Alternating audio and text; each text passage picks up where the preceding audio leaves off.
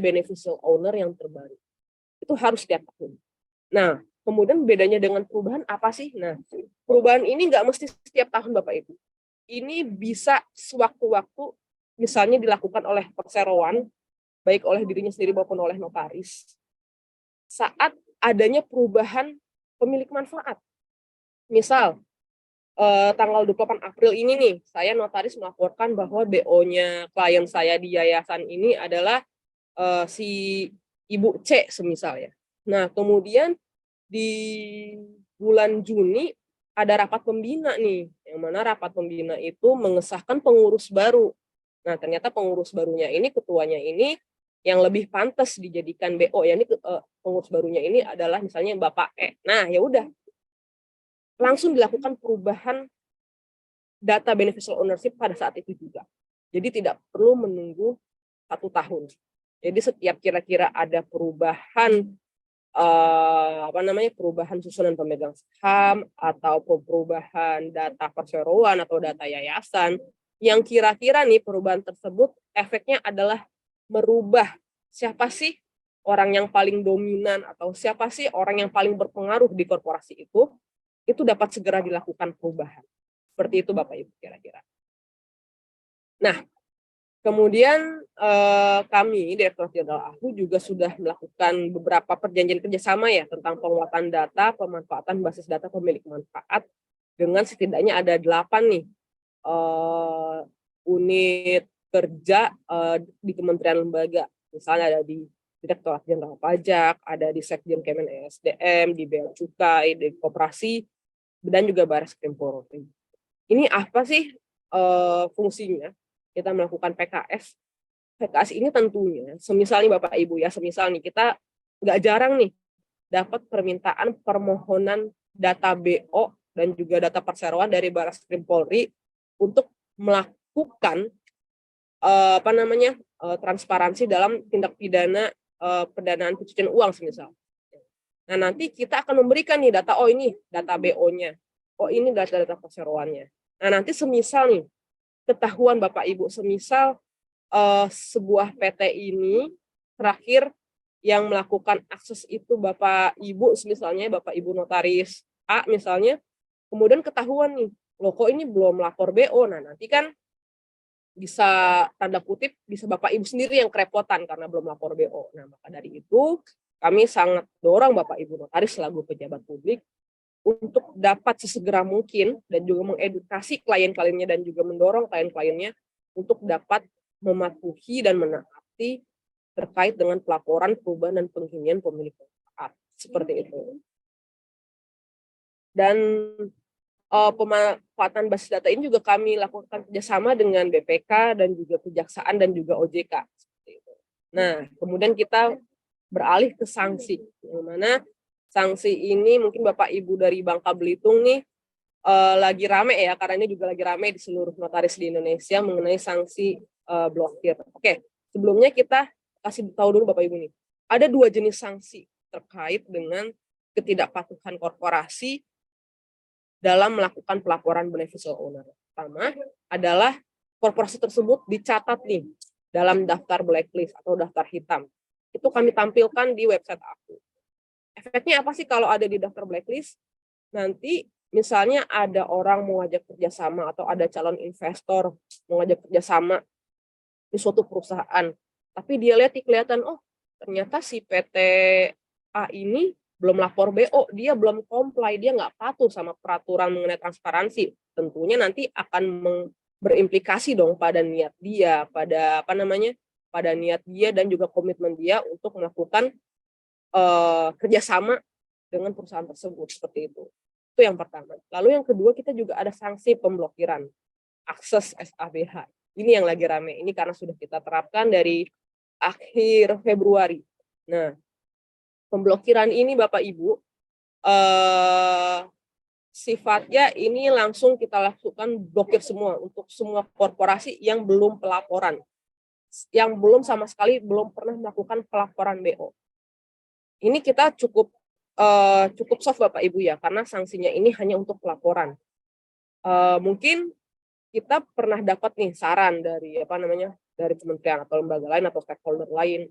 dikasih sanksi juga dong untuk perusahaan-perusahaan atau korporasi-korporasi yang belum melakukan pengkinian dan juga belum melakukan perubahan. Tapi kita belum nyampe situ. Kita push dulu nih, kita dorong dulu nih untuk semua korporasi-korporasi yang sama sekali belum pernah. Jadi meskipun dia belum pengkinian nih, misal ada PT terakhir lapor itu dia di 2019. Sampai tahun ini berarti sudah 4 tahun dong ya. Itu nggak akan kita blokir sampai saat ini. Hanya untuk korporasi-korporasi yang betul-betul belum pernah melakukan pemblokiran, yang belum pernah melakukan pelaporan beneficial owner. Nah, kami sering mendapatkan aduan Bapak Ibu, Mbak, ini memblokir ini tuh amat sangat membebani kami notaris, sangat ngeribetin kami notaris. Karena apa? Karena efeknya nanti pertama akta kami menjadi cepat expire karena kami harus nunggu buka blokir dulu. Kami dikejar-kejar klien untuk sampai kapan nih buka blokirnya, kok belum juga karena kami belum juga bisa akses dan juga belum bisa upload akta seperti itu. Nah, di sini dapat kami sampaikan Bapak Ibu yang pertama bahwa pemblokiran ini sifatnya sanksi, bukan layanan. Ini sanksi yang diberikan terhadap korporasi terhadap kebijakan atau aturan yang sudah berlaku dari 5 tahun yang lalu nih, sejak Perpres 13 2018 itu diundangkan, tapi sampai sekarang kok belum juga melakukan pelaporan beneficial owner. Itu berupa sanksi Bapak Ibu. Jadi tanda kutip kita kasih sanksi dulu nih supaya dia terdorong, supaya pada tanda kutip pada dapat semua tuh gregetnya, oh ternyata ini penting untuk melakukan pelaporan pemilik manfaat. Lalu yang kedua, terkait supaya Bapak Ibu tidak terlalu diribetin dan juga tidak keburu expire aktanya, ini dapat saya sarankan seperti ini. Misal Bapak Ibu notaris dapat klien nih, misalnya PT. Terus Bapak Ibu notaris cek dulu nih, apakah dia udah lapor BO apa belum ya? Kalau misalnya dia belum lapor BO, Bapak Ibu jangan bikin akta dulu. Bilang dulu ke korporasinya, silahkan dulu lapor BO sampai berhasil nanti dibuka blokir, baru deh nanti Bapak Ibu yang membuat aktanya, supaya akta Bapak Ibu tidak terkejar dong ya dengan expire 30 hari plus 30 hari seperti itu. Ini juga tentunya akan lebih memudahkan Bapak Ibu dan dapat lebih memberikan pengertian pada korporasi-korporasi yang ada di Bangka Belitung. Kami sangat mengharapkan kerjasama dari Bapak Ibu notaris supaya ini nanti persentase pelaporan beneficial owner di Bangka Belitung ini tuh terus meningkat. Itu tidak kalah dengan wilayah-wilayah lain di Indonesia. Nah, hingga saat ini sejak 2018 sampai dengan 8 April 2023 itu yang data yang kami dapat dari Direktorat TI, itu terdapat 601.800 entitas korporasi yang telah mengisi BO dari total 1.174.834 korporasi yang ada di database Ditjen Aku. Jadi ini kira-kira 50% lebih sedikit Bapak Ibu ya. Sudah lebih dari setengah korporasi yang telah mengisi BO di Indonesia seperti itu. Jadi ini karena masih setengah lebih sedikit, kami terus mengharapkan bantuan dan juga dorongan dan juga edukasi dari Bapak Ibu notaris kepada klien-kliennya supaya ini persentasenya terus meningkat seperti itu. Lalu di Kanwil Kemenkumham Bubble sendiri ini total ada 48,32% korporasi yang sudah melakukan pelaporan pemilik manfaat. Tentu memang ini persentase ini memang Kanwil Bubble itu salah satu persentase yang cukup tinggi Bapak Ibu ya. Tapi karena ini persentasenya masih 48%, kami sangat mohon dengan sangat agar Bapak Ibu notaris dan juga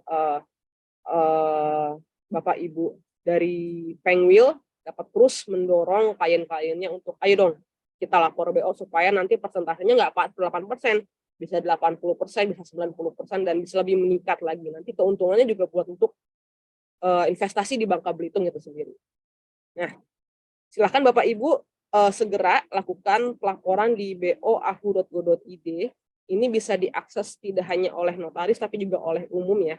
Jadi ini juga bisa diakses oleh pelapor dari korporasinya itu sendiri atau juga pelapor dari kuasa dari korporasi seperti itu. Demikian kami sampaikan. Wassalamualaikum warahmatullahi wabarakatuh.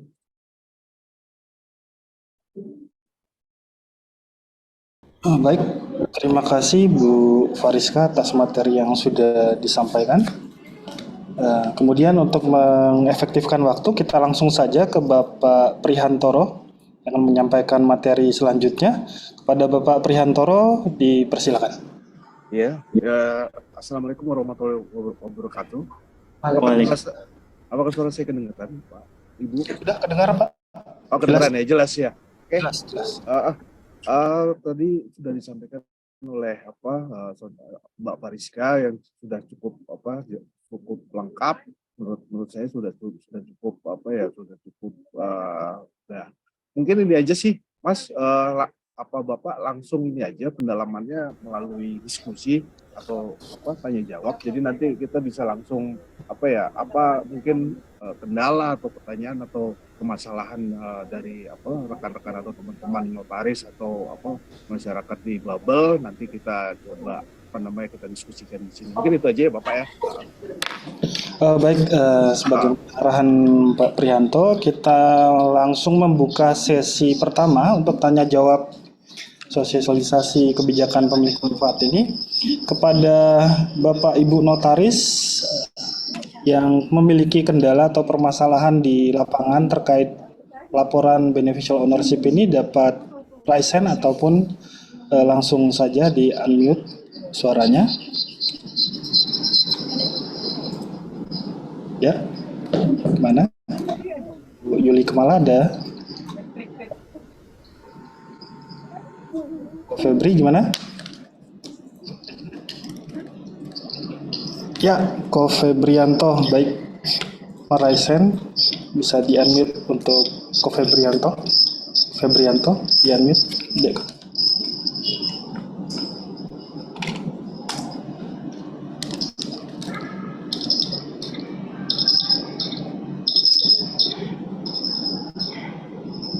Halo? Halo? Ya, silakan Ko Febri. Sudah terdengar suara ya? Terdengar kok, silakan. Selamat pagi semua. Saya ingin bertanya, untuk pemilik manfaat ini, kalau ternyata badan hukumnya koperasi ini kan seluruh anggotanya adalah sebagai pemilik dari koperasi. Nah, apakah kita harus mencantumkan seluruhnya atau hanya perwakilan saja? Hanya itu aja sih, demikian pertanyaan saya. Terima kasih. Baik, mungkin bisa langsung dijawab oleh Bapak Ibu narasumber. Ya, baik, terima kasih banyak Pak Febrianto. Ya Pak, untuk koperasi memang kalau dari Undang-Undang Perkoperasian kan memang bilang semua anggotanya itu yang ikut RUA yang dapat SHU itu kan pemilik manfaat ya Pak ya. Tapi di sini tuh yang kita maksud sebagai pemilik manfaat di rezim beneficial ownership ini adalah orang yang paling dominan atau orang pemilik dana sebenarnya atau orang yang paling berkuasa seperti itu Pak. Misalnya nih Pak, kira-kira dari anggota korporasi misalnya ada 40 nih Pak. Kira-kira dari 40 itu Bapak ketemu nih, oh ternyata ada 5 nih orang tanda kutip yang paling punya pengaruh di koperasi tersebut. Silakan Pak dimasukin 5-5-nya. Atau mungkin kalau hanya cuma satu Pak, silakan dimasukin satu. Tapi satu yang pasti itu nggak mungkin 40-40-nya Pak dimasukin. Seperti itu kira-kira Pak Febrianto. Apakah cukup menjawab Pak? Ya, siap. Izin juga Pak Firman, ini ada pertanyaan juga ya dari. Baik, silakan Bu Rizka. Di chat ya. Ya, silakan.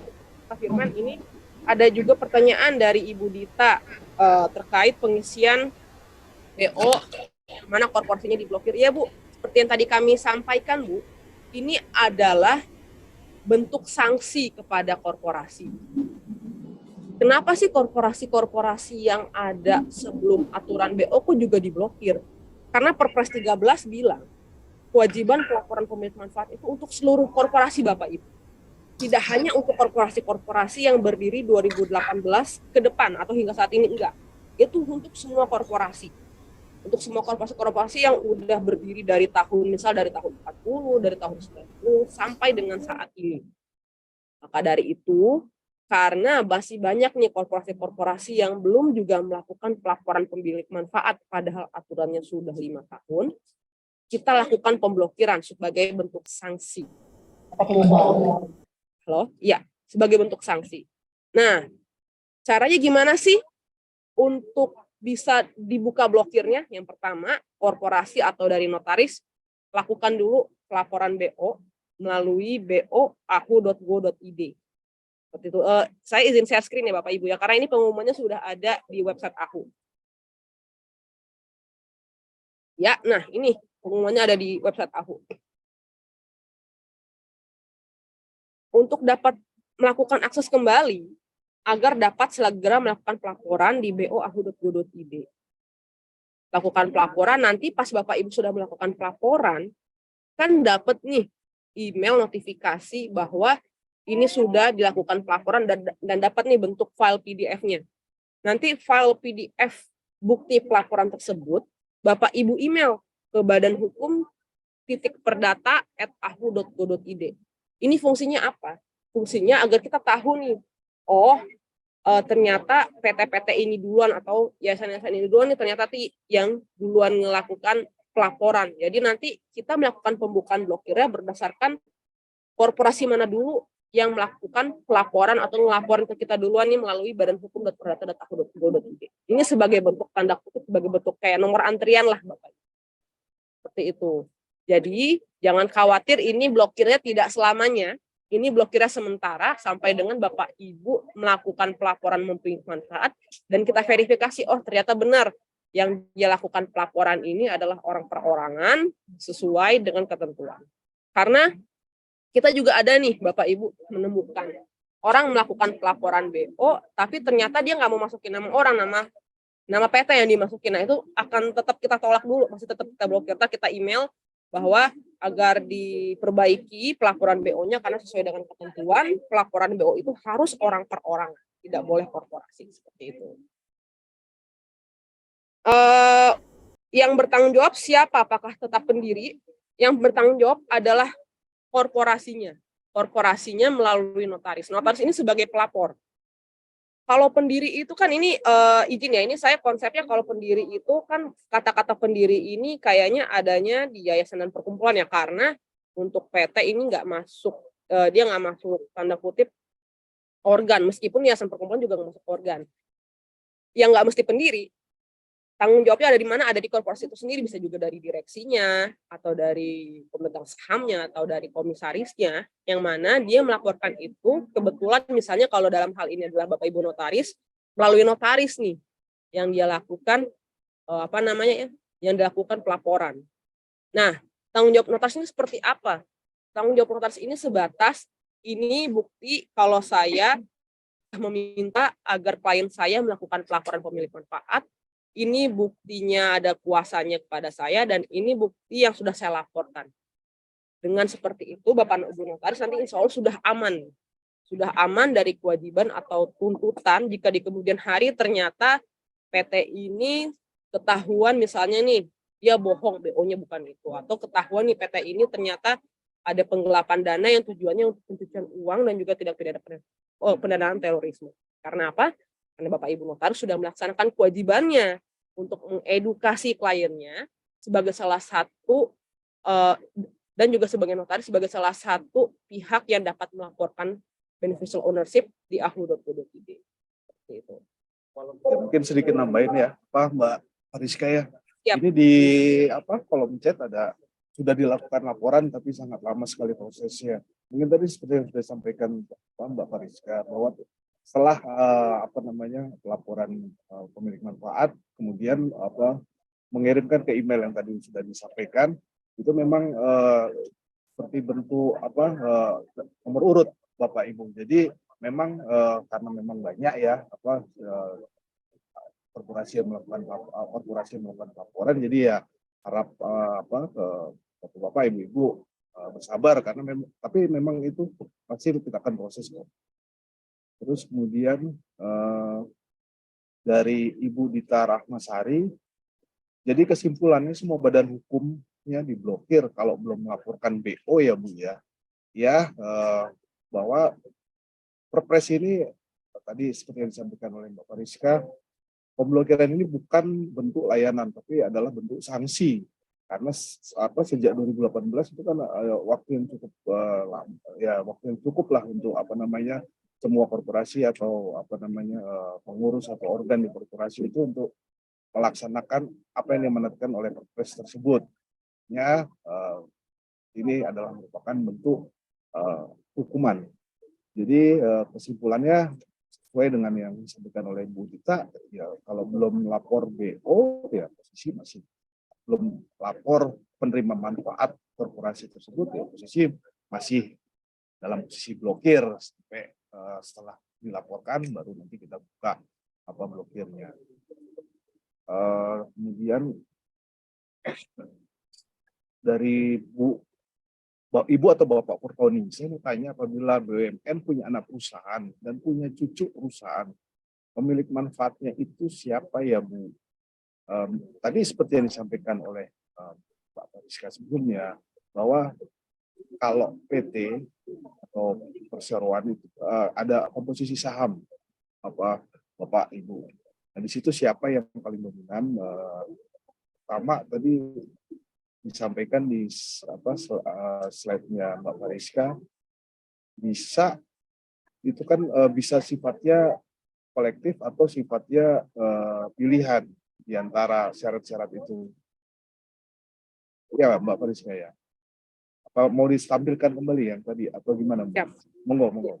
Siap, betul Bapak Ibu ya tadi yang disampaikan oleh Bapak Prihantoro nih mengenai BUMN atau anak perusahaan BUMN. Ini jangan sampai waktu itu kami pernah dapat kejadian nih, anak BUMN kemudian dicantumkan BO-nya waktu itu Menteri Keuangan Pak atau Menteri BUMN. Nah itu kan bahaya ya kalau tiba-tiba kita menggunakan nama pejabat karena mungkin bingung gitu nih siapa nih BO-nya ya. Itu silahkan dilakukan, ditanyakan ke korporasinya ini kira-kira orang yang paling dominan siapa, semisal direktur utamanya atau direktur operasionalnya. Nah itukah yang dicantumkan sebagai meskipun memang secara secara hukum kita sama-sama tahu ya kalau BUMN itu kan pemilik uang sebenarnya kan adalah negara ya, karena ada APBN yang disisihkan di situ. Cuma dalam hal ini karena ketentuannya BUMN ini masih masuk dalam rezim undang-undang PT, yang mana undang-undang PT ini PT ini masih masuk dalam korporasi yang harus melakukan pelaporan BO, maka harus ditanyakan kepada korporasi kira-kira siapa sih ya orang yang paling dominan atau orang yang paling berkuasa di PT tersebut. Jadi definisi berkuasa ini tuh bukan hanya tanda kutip yang paling besar tuh yang enggak Bapak Ibu. Misalnya nih dia bisa menentukan operasional perusahaan sedemikian besar gitu. Dia punya kendali di bidang itu. Nah, itu bisa dicantumkan. Nah, ini izin meneruskan ya Pak ya pertanyaan dari Bapak Ukasyah ya Pak. Apakah ada sistem supaya kami bisa mengetahui terlebih dahulu apakah korporasi sudah input BO atau belum? Ada Pak. Ini memang terbuka untuk umum Pak. Bapak bisa lihat di bo.ahu.go.id. Ini kami share screen ya. Bapak ke ini bisa lihat ya Bapak Ibu ya. Bapak Ibu ke sini ke bo.ahu.go.id. Lalu klik di sini nih, ada keterbukaan informasi publik pemilik manfaat. Ini terbuka untuk umum dan ini gratis. Nah, silakan Bapak Ibu cari. Misalnya perannya apa, tinggal ketik. Nanti ketahuan, oh PT ini sudah lapor BO, oh PT ini belum lapor BO. Seperti itu. Jadi nanti ini juga memudahkan Bapak Ibu notaris kira-kira calon kliennya ini nih sudah lapor BO apa belum ya, biar nanti ke depannya nggak terlalu ngeribetin Bapak Ibu notaris.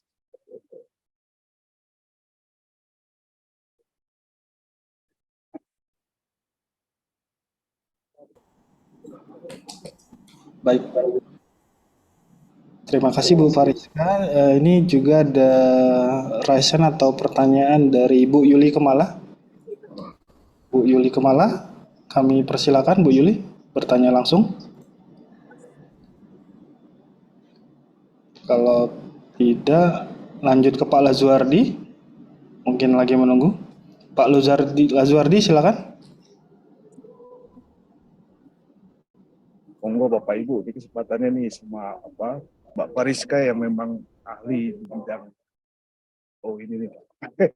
Selamat pagi Bu Fariska sama Pak Prihantoro. Saya mau tanya Pak sama Ibu. Kalau sudah lapor BO, kemudian dapat validasi, kita kirim email, tapi beberapa kali yang pengalaman saya itu emailnya bouncing Pak. Hmm.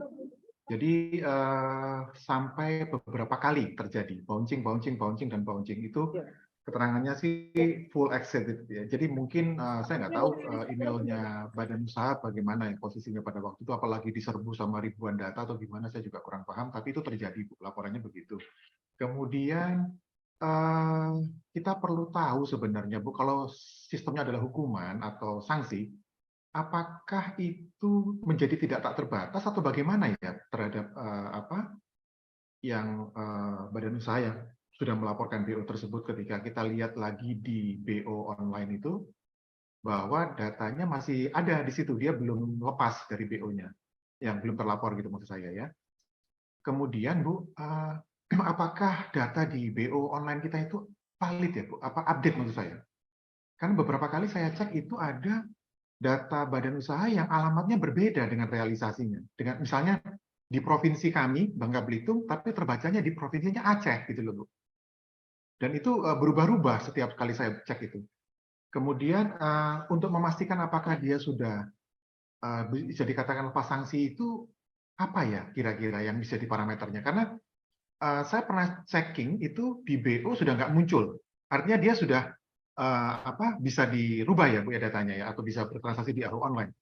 Tetapi kali kesekian lagi saya cek muncul lagi. Jadi masih terjadi seperti itu secara sistem. Nah ini terus terang kita sebagai notaris juga mau bikin aktanya, akhirnya kita postpone gitu ya, karena ini kok datanya masih, kalau bahasa Jawanya morat-marit gitu kan, ini masih enggak. Nah ini bisa nggak Bu Fariska sama Pak Priantoro dikasih kita clue-nya gimana nih baiknya untuk melayani atau membuat seperti itu. Terima kasih. Siap, terima kasih Bapak Lazuardi. Pak Moderator, ini saya langsung menjawab Bapak ya. Izin langsung menjawab ya Pak ya. Ya Pak, yang pertama Pak Lazuardi, pertanyaan mengenai ini sampai kapan dapat dikatakan ini masih kena sanksi atau enggak.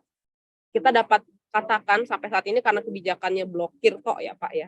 Ini sampai dia sudah melakukan pelaporan BO dan sampai dia sudah terbuka blokirnya seperti itu Pak. Itu definisi dia sudah nggak kena sanksi.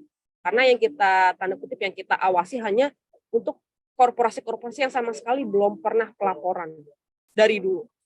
Untuk korporasi-korporasi misalnya nih dia terakhir pelaporan 2019 atau 2020 tapi belum pernah pengkinian dan juga perubahan, itu kita kasih kompensasi, nggak akan kita blokir. Karena kita masih mau mendorong nih perusahaan lama, perusahaan lama yang besar dan juga aktif, tapi kok nggak lapor-lapor BO seperti itu Pak Lazuardi. Itu yang pertama.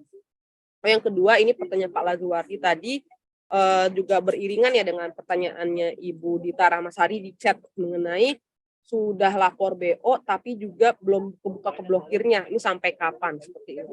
Nah izin Bapak Ibu, jadi begitu Bapak Ibu sudah melakukan pelaporan BO, nanti kan di email nih, harus di email dulu nih ya ke badanhukum.perdata.ahu.go.id. Nanti kita cek dulu nih Bapak Ibu, ini beneran nggak ya, ini orang perorangan. Ini nanti akan ada verifikasi, tanda kutip verifikasi manual dan singkat dari kami di Direktorat Perdata. Kalau misalnya dia sudah oke, nanti kita buka blokirnya seperti itu. Lalu tadi juga ada pertanyaan mengenai datanya ini berbeda-beda ya Pak Lazuardi ya. Saya Pak Lazuardi melihat loh kok di BO.go.id kok ini kok alamatnya berbeda dengan alamat yang sesungguhnya yang terakhir saya Bapak lakukan pencatatan. Nah, izin Pak, ini kemungkinan besar Pak ada pihak korporasi yang memang sudah melakukan pelaporan BO lagi setelah Bapak. Tapi itu dia nggak bilang ke Bapak. Dia melakukan pelaporan BO ke Bapak, lalu dia ubah itu alamatnya. Karena ini nggak jarang pas misalnya ini banyak ya, misalnya kita lihat nih ada banyak, misalnya perusahaan tambang ya Pak ya. Misalnya perusahaan tambang, dia pertama lapor BO bilang kedudukannya ini di DKI. Kemudian nanti pas ternyata ada perubahan, misalnya manajerial sama mereka, korporasinya diubah lagi nih. Oh ternyata BO-nya ini dan nanti sama dia diganti lagi nih. Domisilinya bukan di Jakarta, tapi di tempat tambangnya itu sendiri. Itu seperti itu Pak, kira-kira narasinya. Lalu yang kedua, tadi Pak Lazuardi bilang ini sudah melakukan isi BO, sudah dilakukan pemblokiran pada hari ini, tapi ternyata seminggu kemudian kok ini masih terblokir lagi, ini kenapa? Nah, izin Pak. Jadi sebagaimana diketahui kan mengenai rezim pemblokiran ini kan nggak baru-baru ini Pak, tapi sudah dalam kalau zaman yang dari 2017 itu adalah blokir sistem administrasi badan hukum sesuai dengan ketentuan Permenkumham. Jadi ada kemungkinan besar Pak, satu PT ini dia diblokir karena 2 alasan atau lebih dari 2 alasan. Semisal karena belum lapor BO, iya. Atau yang kedua memang dia dari dulu sudah diblokir karena apa? Karena misalnya ada sengketa pemegang saham gitu Pak. Atau ada permohonan dari Ditjen Pajak karena memang dia belum lapor pajak, jadi dia mohon blokir, jadi pajak mohon blokir ke kita supaya dia nggak bisa melakukan perubahan Dirkom dan juga nggak bisa melakukan perubahan pemegang saham, lalu kita blokir seperti itu. Kira-kira menjawab Pak Lazuardi, apakah ada yang kurang Mas Prihantoro? Silakan Mas. Izin Mas. Saya rasa udah komprehensif lah jawabannya. Gimana Pak Lazuardi? Apakah sudah mencerahkan? Sudah terjawab pertanyaan Bapak? Siap. Nah, izin juga Pak Lazuardi, tadi kan ada pertanyaan mengenai email Pak ya, emailnya itu bounce ya Pak ya. Nah, izin Pak, memang ini kami akui sendiri Pak, memang email tersebut karena itu ngelink ke aku.go.id, memang terkadang nih Pak, memang ada error. Nah, nanti misalnya Bapak memang butuh cepat, Bapak Ibu notaris butuh cepat, kita kan ada WA group nih dengan Bapak Ibu pejabat Subdit AHU, nanti Bapak Ibu bisa nih langsung diteruskan bukti lapornya, misalnya di dalam hal ini ada Pak Bambang ya, Pak Bambang, izin Pak Bambang, nanti Pak Bambang yang akan melakukan tanda kutip ngingetin kita nih, ayo Bapak Ibu di Perdata nih jangan lupa ya dibuka blokirnya karena butuh segera buat akses gitu.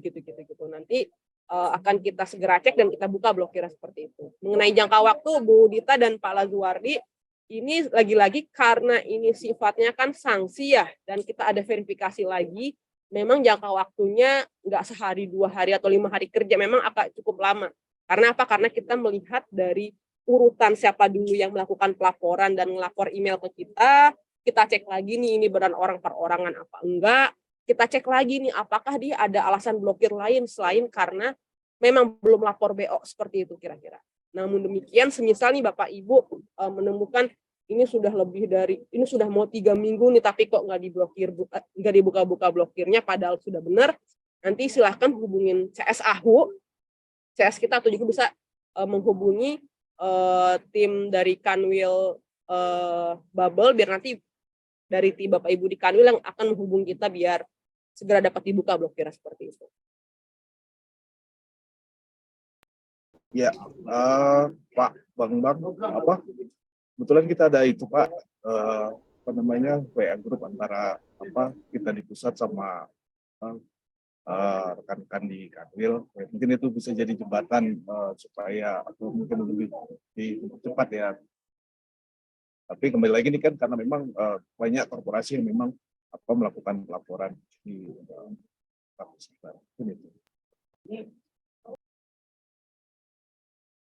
Terima kasih Bapak Prihantoro, Bu Fariska. Ini ada pertanyaan dari Bu Yuli. Bu Yuli tadi kemana Bu Yuli? Unduh? Hadir Bu Unduh? Oke, baik. Itu juga ada pertanyaan dari kolom chat dari Bu Amorawati, Bapak.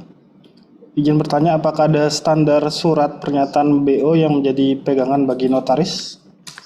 Dalam kolom chat. Mungkin bisa dijawab. Siap, langsung aja ya Pak ya, Gina. Ya, terima kasih Bu Amorawati buka dong Bu. Terima kasih banyak Bu Amorawati atas pertanyaannya. Tidak ada standar Bapak Ibu. Ini maksudnya standar pernyataan mengenai surat kuasa kali ya.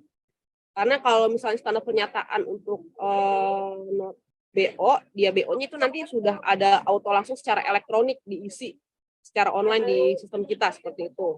Bahwa saya notaris atau bahwa saya pelapor memahami ketentuan perundang-undangan dan tanggung jawab penuh, seperti itu kira-kira. Tapi untuk surat kuasa itu kita bebaskan. Misalnya nih dari dari pihak PT-nya mengkuasakan kepada ibu gitu, atau dari pihak penguasa kepada ibu, itu kita bebaskan. Yang penting ada surat kuasa dan itu diupload di website kami seperti itu. Ya mungkin sedikit memang ada permohonan juga yang permohonan pembukaan blokir BO itu yang manual, Bapak Rizka.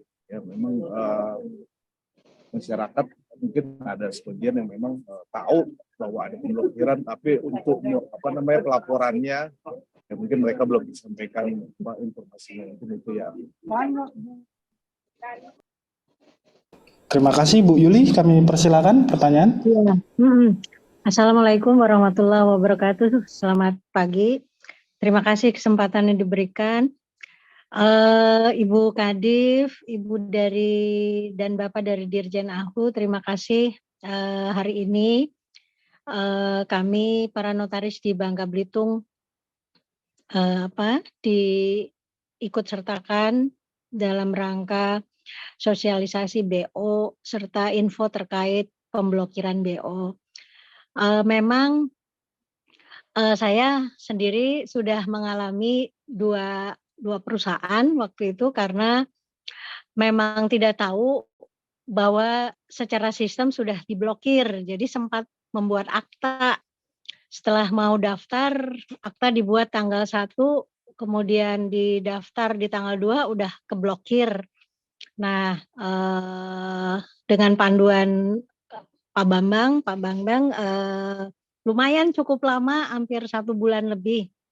Nah, itu kita juga ditanyain klien, tapi tadi Bu Siska sudah menyampaikan ternyata menunggu pembukaan blokir setelah didaftarkan BO korporat itu menunggu daftar antri ya.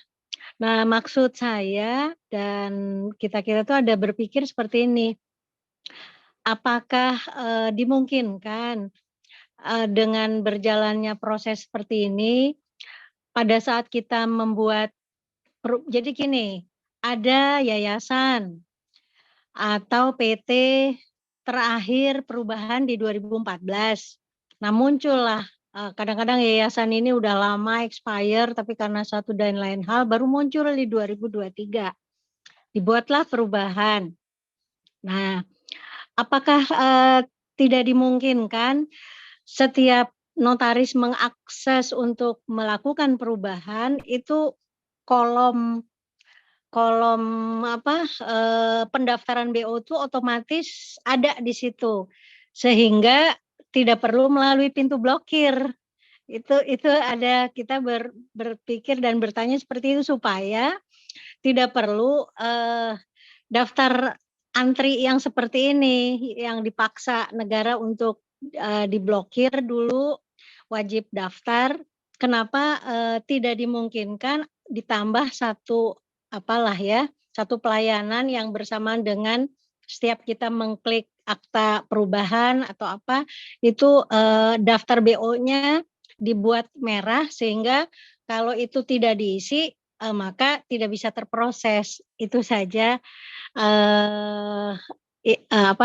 yang ingin saya urun sampaikan terkait yang tadi saya sampaikan. Alhamdulillah 1 bulan lebih dengan konfirmasi terus-menerus dengan Pak Beng. Terima kasih banyak koordinasinya sehingga akhirnya selesai juga pemblokiran dan selesai juga pendaftaran akte terkait walaupun harus ada 1 kali perpanjangan. Jadi betul kata Bu Siska, akhirnya kami dengan pengalaman itu kita sampaikan di grup bahwa tolong jangan dibuat akta dulu, kita daftarkan dulu BO-nya corporate itu, setelah itu terbuka blokir baru kita buat akta supaya masa expire 1 bulan akta itu tidak repot untuk memanggil lagi klien menandatangani akte kedua. Mungkin itu saja yang ingin saya sampaikan. Sekali lagi Ibu Kadif, terima kasih kesempatan yang diberikan.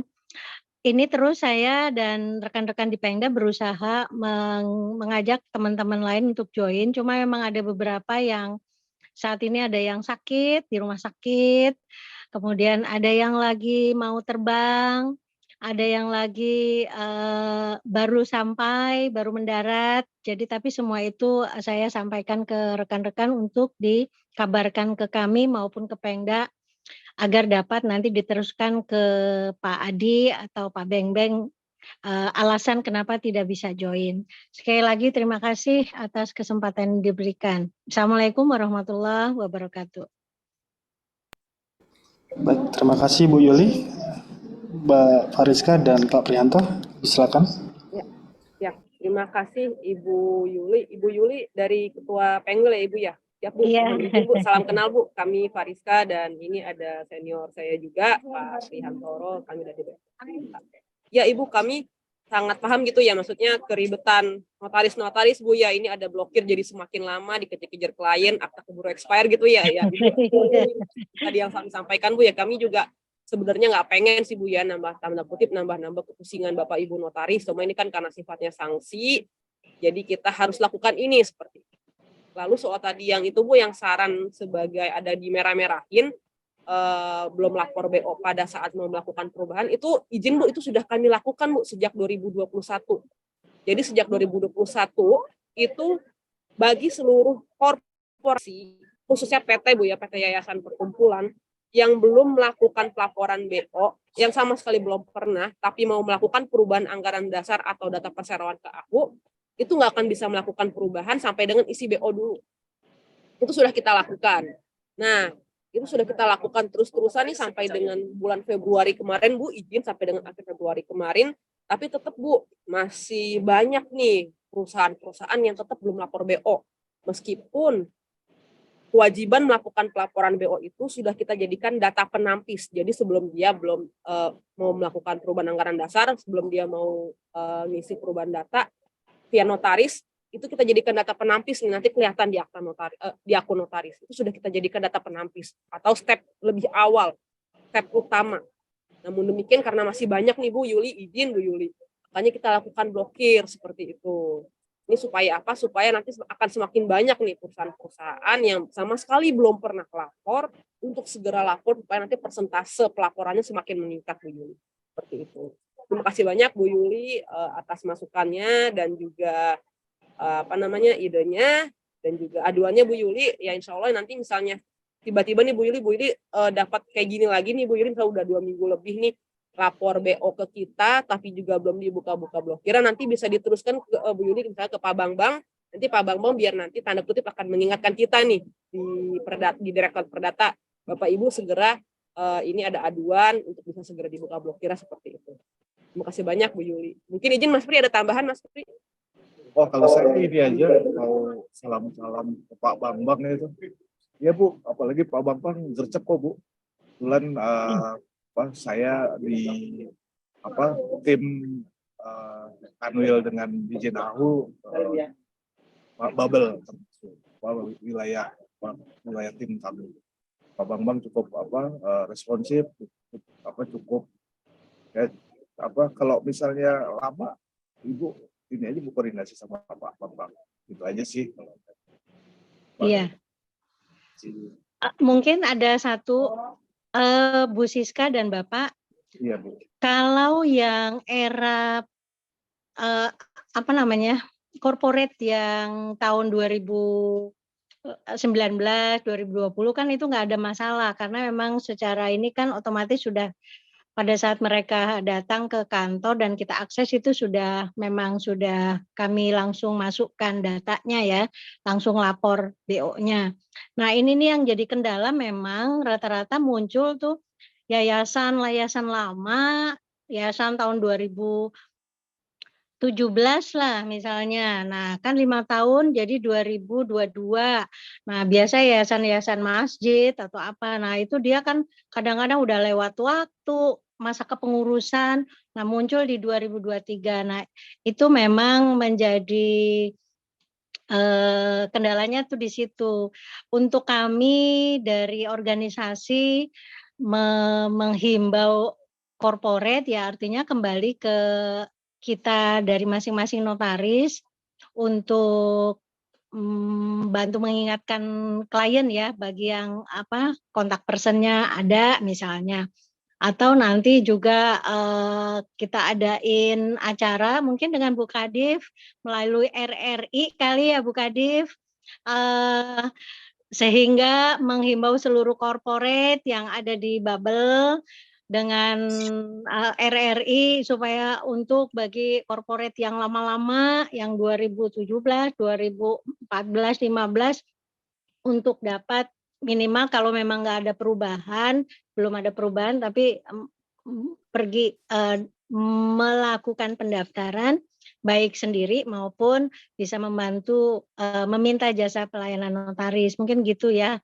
Siap, Bu. Agar persentase ininya bubble yang 40%-nya bisa segera kita capai jadi 70, 80, syukur-syukur 90 korporat di bubble ini sudah bisa mendapat atau ikut mendaftarkan. Mungkin itu saja kali Bapak dan Mbak Siska serta teman-teman dari Kanwil.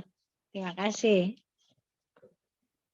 Baik, terima kasih Bu Yuli atas pertanyaannya dan juga waktu yang diberikan dalam kegiatan sosialisasi kebijakan pemilik manfaat ini. Waktu sudah mendekat jam 11, mungkin ada hal-hal terakhir ataupun closing statement dari Bu Fariska dan Bapak Prihantoro terkait dengan kebijakan pemilik manfaat ini. Siap, mohon izin Pak Firman, mohon izin Bu Kadif. Terima kasih banyak Bu Yuli tadi Bu masukannya, sangat kami apresiasi. Mungkin izin Pak Firman ya, ini ada 2 pertanyaan terakhir di kolom chat, bisa kami segera ini. Izin bertanya terhadap akses PT yang diblokir karena BO saat input itu pakai pemegang saham lama atau pemegang saham baru. Itu bergantung Pak. Kira-kira nanti Bapak tanya nih ke perseroannya, ini orang yang punya duit sebenarnya atau orang yang berpengaruh nih masih sama nggak? Kan kadang nggak jarang gini Pak, perubahan pemegang saham dari Ibu A terus ke Bapak B. Ternyata mereka suami istri gitu Pak. Dan ternyata pemilik manfaatnya atau kuasa sebenarnya itu masih tetap di Ibu A alias istrinya. Karena istrinya yang punya uang seperti itu. Itu lagi-lagi sifatnya kasuistis Pak. Ditanyakan kepada perseroannya, ini pemilik manfaatnya masih orang-orang pemegang saham lama kah? Atau pemegang saham baru yang baru mau Bapak ajukan akses perubahan data perseroannya seperti itu. Lalu kedua terkait pertanyaan Bapak Lazuardi, apakah ada respon email saat sudah buka blokir BO? Izin Pak, itu nggak ada Pak, tapi Bapak Ibu Notaris bisa lihat secara online ya, ini karena terbuka untuk umum, untuk PT-PT atau yayasan perkumpulan yang sudah dilakukan pembukaan blokir BO, itu nanti tanda-tandanya gini Pak, kalau Bapak Ibu cek ke ahu.go.id kan ada profil Simpadu tuh atau unduh cari data. Kalau misalnya Bapak Ibu klik misalnya nama PT-nya PT ABC dan keluar nama PT itu ada, itu sudah dapat dipastikan dia sudah dibuka blokirnya. Tapi kalau nama PT itu nggak ada, itu masih diblokir. Karena kalau misalnya efek dari pemblokiran PT yayasan perkumpulan, dia nggak akan bisa nih dicari datanya secara online lewat website ahu.go.id seperti itu. Ya terima kasih banyak tadi Ibu dari Pengwil Bangka. Kami juga sangat mengharapkan ya support dari Pengwil di seluruh Indonesia. Karena gini Bapak Ibu, kalau misalnya persentase pelaporan BO atau transparansi pemilik manfaat di bubble ini tinggi, ini prestasinya bukan hanya punya Bu Kadif semata ya Bu Kadif ya. Ini punya Pengwil juga. Ini prestasinya juga punya Pengwil Bubble dan juga seluruh notaris di Bubble. Orang-orang akan tahu, oh ternyata notaris di Bubble ini tuh amat sangat cakap dan amat sangat gercep seperti itu, nggak kalah sama notaris di kota-kota besar lainnya. Nanti orang akan melihat nih, investor akan melihat, oh ternyata kalau misalnya memang ada investasi atau ada peluang usaha di Bubble dan ternyata memang pejabat-pejabat notarisnya memang amat sangat dapat diandalkan, ya udah silahkan saya berinvestasi di Bubble aja, nggak perlu saya berinvestasi ke daerah-daerah lain. Nanti insya Allah juga rezeki Bapak Ibu notaris akan semakin banyak, kliennya makin banyak seperti itu ya. Nanti juga insya Allah Bubble-nya juga akan makin berkembang perekonomian. Izin Mas Pri, apakah ada tambahan Mas Pri? Dari saya cukup itu aja sih. Siap. Kasih. Izin Bu Kadif, mohon maaf Bu kalau ada kurang-kurang Bu Kadif, terima kasih banyak Bu Kadif kesempatannya. Izin Bu Kadif, saya juga kalau mungkin ada salah atau kurang saya minta maaf Pak Bambang, Ya, rekan-rekan semua. terima kasih banyak Pak Pri, Bu Fariska. Aduh, waktunya nih. Masih cuti atau udah masuk nih Bu Fariska sama Pak Pri? Sudah masuk Bu, Sudah alhamdulillah. masuk. Kantor nih Bu. Kerjaan menunggu ya, numpuk terus. Terima kasih banyak loh ya. Salam buat Sama-sama, Kadir. Bu. Siap Ibu kami sampaikan. Sama-sama insyaallah. Ibu Kadir. Terima kasih kepada Ibu Fariska, Bapak Brihantoro. Mengingat waktu yang sudah mendekati jam 11 dan juga mendekati waktu sholat Jumat, ini ada kesempatan untuk Pak Bambang menyampaikan sambutan penutup terkait kegiatan ini. Kepada Pak Muhammad Bambang, kami persilakan. Baik.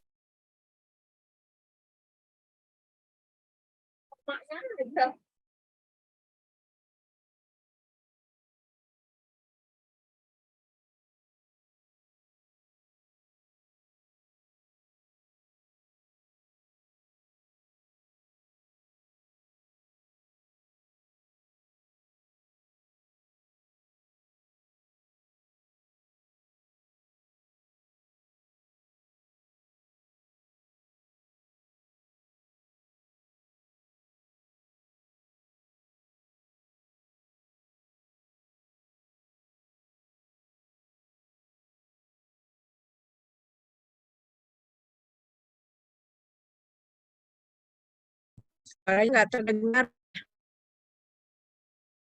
Izin, suaranya nggak terdengar. Pak Bembeng, silahkan. Ada yang ingin disampaikan? Ulang, saya ulang. Ibu, izin. Diulangi, Mas. Diulang. Halo, Ulang. izin. Ya, dengar. Udah. Saya izin Bapak Ibu Kadif dan Ibu Fariska dan Pak Perantoro sedikit menambahkan terkait dengan pembukaan BO. Seperti yang telah dijelaskan oleh Bu Fariska dan Pak Perantoro bahwa BO ini diblokir karena sesuai aturan dari Peraturan Presiden Nomor 13 Tahun 2018, di mana ini berupa bentuk sanksi kepada korporasi yang tidak melaporkan, di mana aturannya sesuai dari arahan dari Jan Au bahwa slide selanjutnya. Udah buka? Sinyal. Ada. Terus lah. Nah, di sini untuk slide kedua, kami harapkan teman-teman notaris yang memiliki keperluan pembukaan BO, terlebih dahulu kami mengharapkan semua notaris itu untuk meng-email terlebih dahulu ke Badan Hukum perdata.dau.go.id. Nah, setelah meng-email tersebut, memang sempat terjadi kendala beberapa waktu kemarin, emailnya penuh, exceed limit.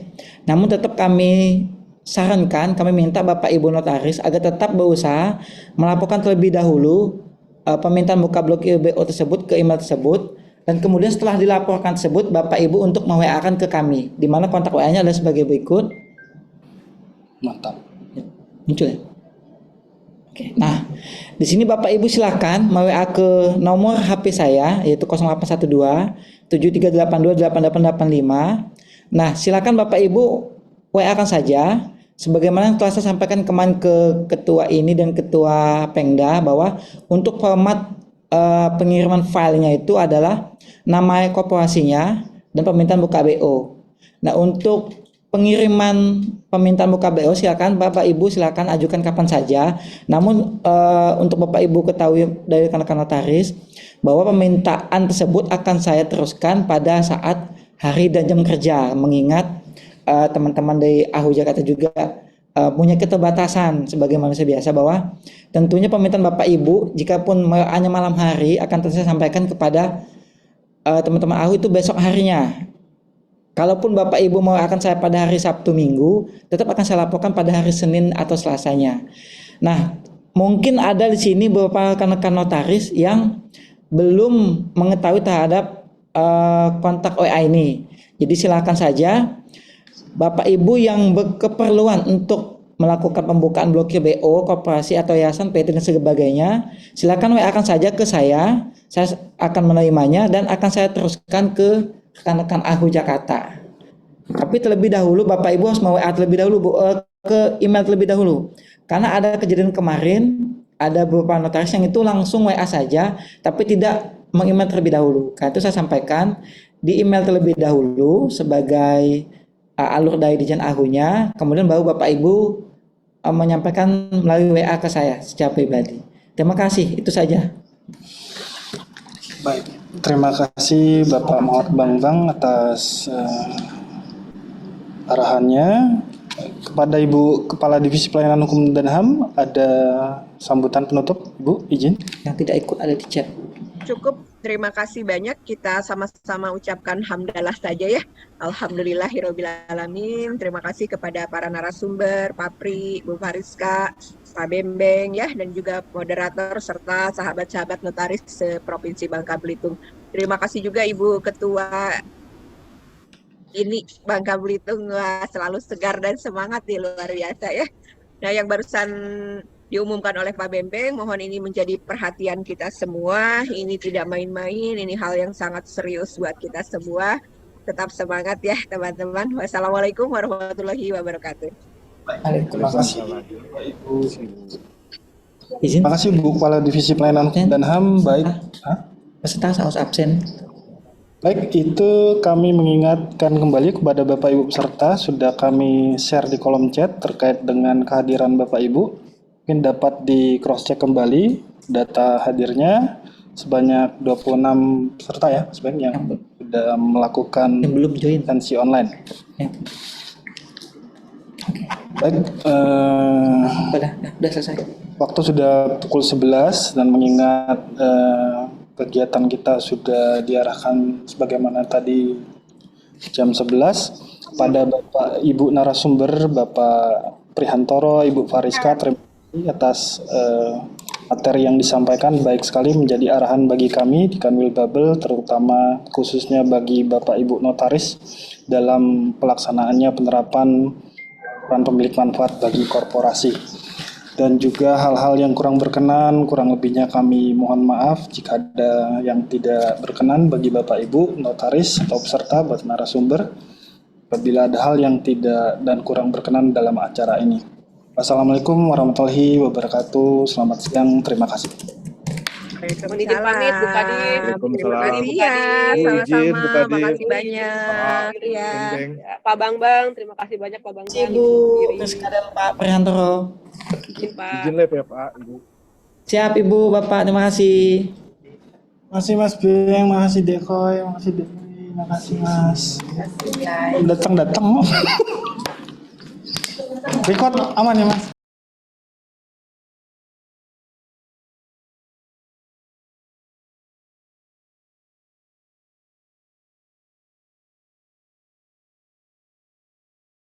Recording stopped.